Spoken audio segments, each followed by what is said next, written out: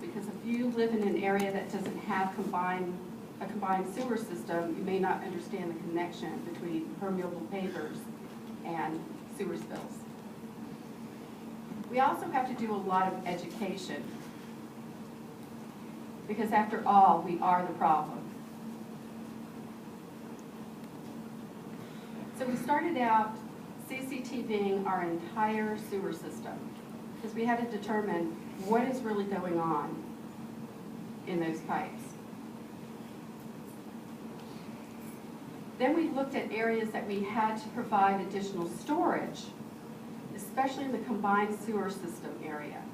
Because if we can take the stormwater component out of the equation, then we should have the capacity for our sewage.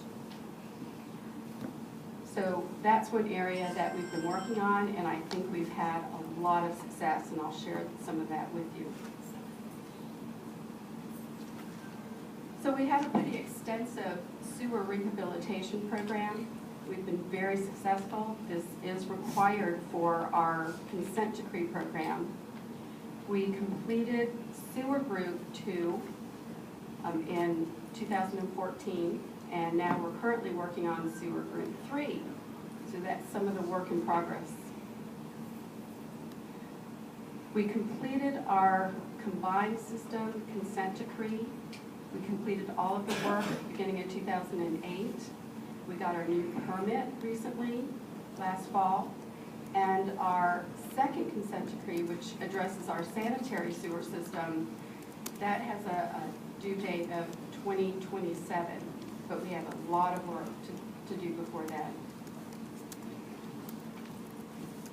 So some of the work that we've done in the past is shown here.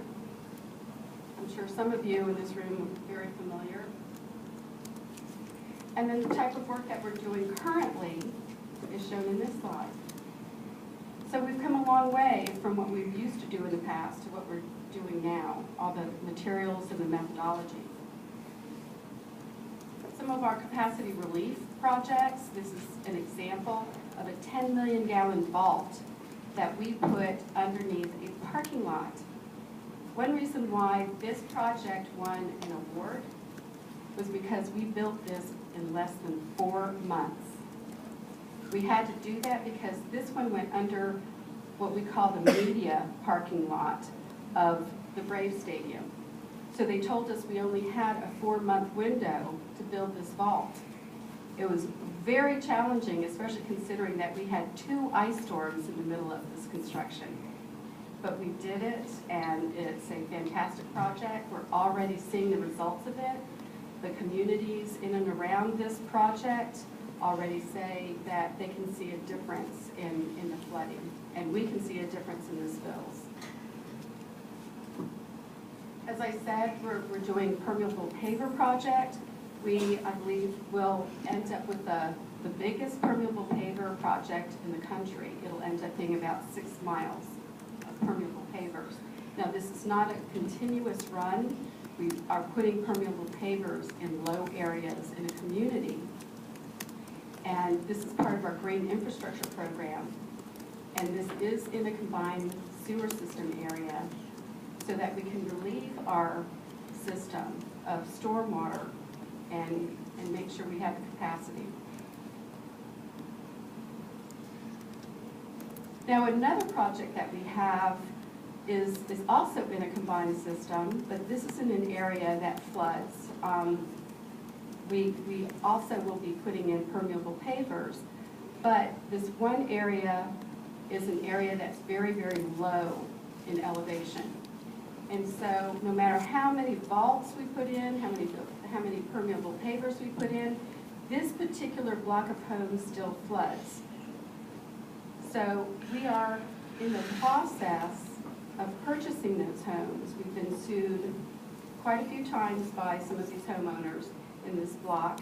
So we're buying up these homes, and what we want to do is give back to the community. As I mentioned before, we are following the triple bottom line. We not only want to improve the environment, but also the community living and the economic vitality. So once we buy up those homes, we're going to build this pond, and this will be a combination of open water and bioretention system. To make sure that this is something that benefits the community, we want to make it very pleasing. So our concept is to turn it into a Japanese garden, something that's very tranquil and beautiful to see. Now, our educational campaign is I think, one of the best in the country. And I want to recognize my staff in this room. I've got several in this room. And they need not to point the cameras at me so much. Lillian Govis is in the front, and she leads my staff here. If you could stand up. There's quite a few in the back. They do a fantastic job getting the message out, educating people, and also just touching base to see how we're doing. So we have a No Wipes in Pipes campaign going on that I think is fabulous. You can see in the picture on the right what's happening at our treatment plants because of wipes.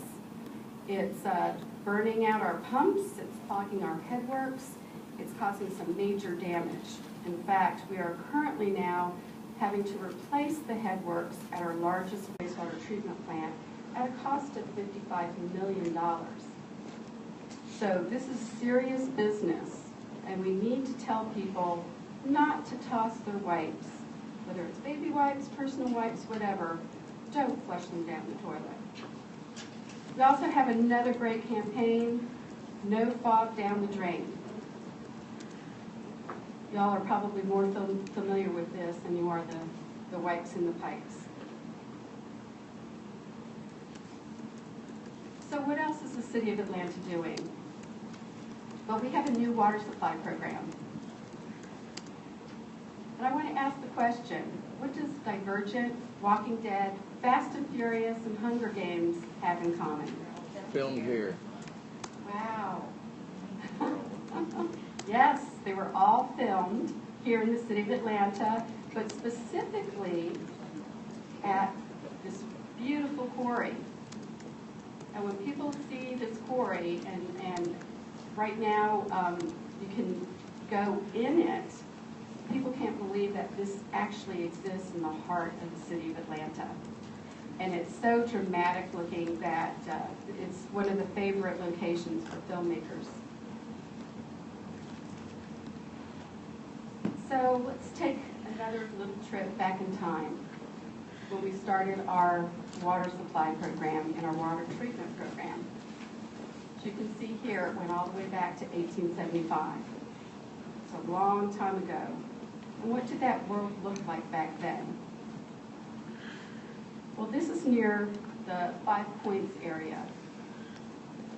And we started building our water supply system when we had a population of just over 20,000.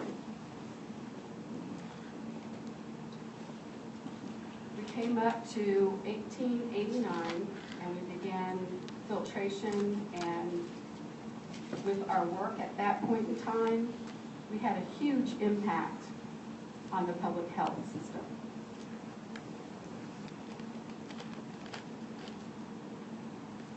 Then we built our Chattahoochee Water Treatment Plant, 1962. And that was after, I failed to remind you that Hemphill, our first water treatment plant, was built in 1893. This is our second water treatment plant. And the half treatment plant is the one we share with Fulton County. So along with those two treatment plants, as you can see, Chattahoochee treatment plant is on the bottom of the slide, very close to our water source, which is the Chattahoochee River, and then Hemphill Water Treatment Plant, which was built in 1893. So along with that, we have our raw water transmission lines. The first one, 30-inch line, built in 1893.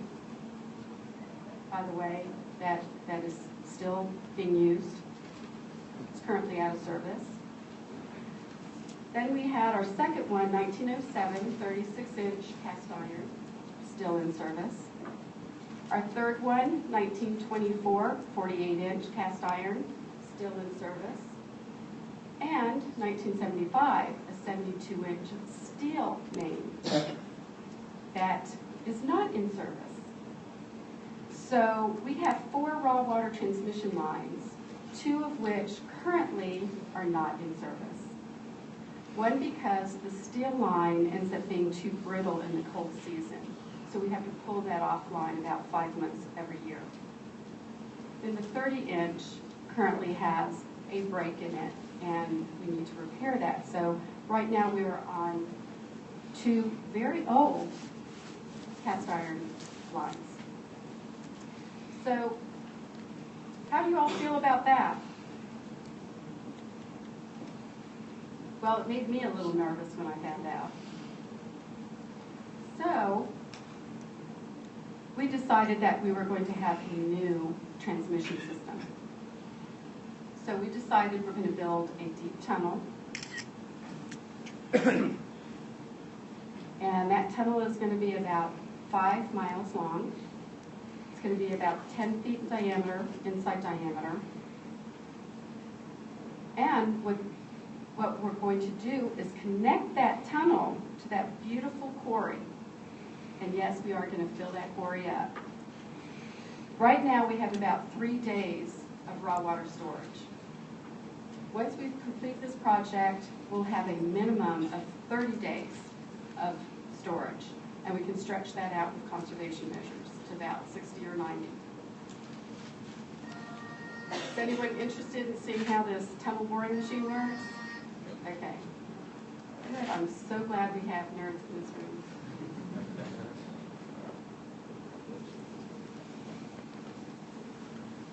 See if I can get this working. Well, it doesn't look like it's going to work. I apologize because it is pretty neat to see. So let me move on. Okay, so we have built tunnels. For those of you who might be a little bit nervous about Atlanta building a tunnel, after Seattle and some other tunnels, we have built tunnels here in Atlanta. And we've done a really good job. We built 3 tunnels in the past, so this is our 4th tunnel. This particular tunnel is going to be a little deeper than our other tunnels. This is going to be about 300 to 400 feet deep. It's going to be in solid rock. We feel very comfortable about that. And it's going to go from the Chattahoochee River to our first water treatment plant, the Chattahoochee, and then to our second treatment plant, Hemp Hill, and then to the quarry. And as I said before, that's about 5 miles. Now the schedule on that, we'll have the tunnel boring machine delivered this summer, and then we'll begin boring probably September timeframe. And we will finish the actual tunnel before the end of 2017. So it'll be a little bit less than 2 years from now. And by the time we can connect everything up, finish up the pump station,